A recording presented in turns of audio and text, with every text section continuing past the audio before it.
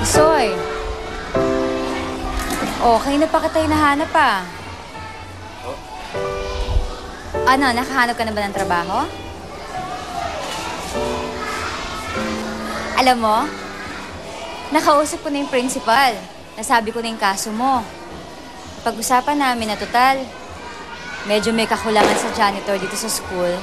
Bakit hindi ka mag-part-time? At least, kumikita ka ba nag-aaral?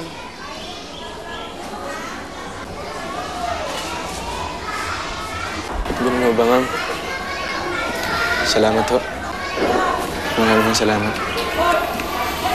Isoy, sa lahat naman na nagpapasalamat na tao, ikaw itong malungkot. May problema ka ba?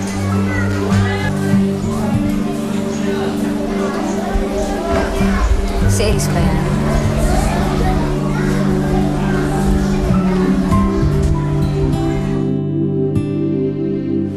Asan anak ko? Sir! Soy! Elise! Nasaan si Alice at ang magaling mong apo?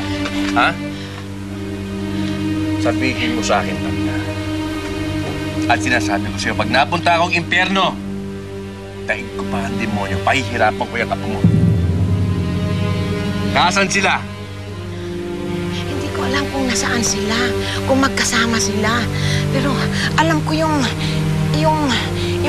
lugar na pinapupuntahan nila. Talin mo ako sa kanila, Raiden. Papa, sir.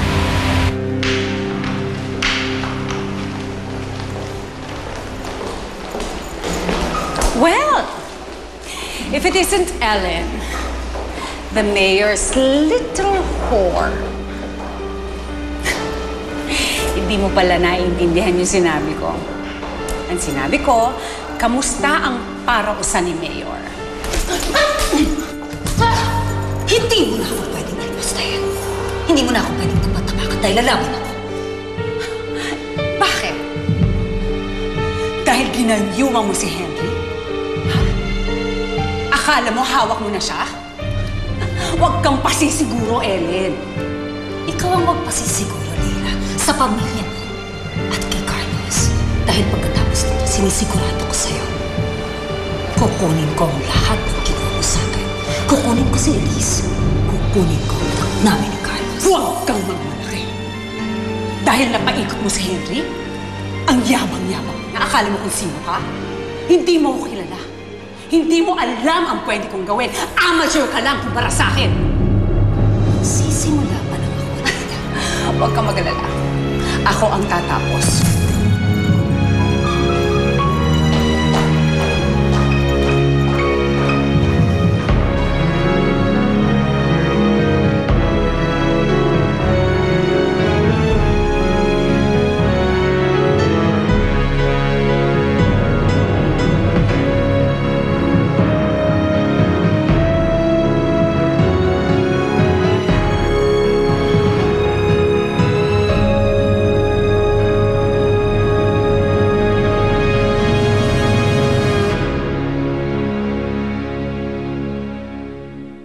Bakit nga?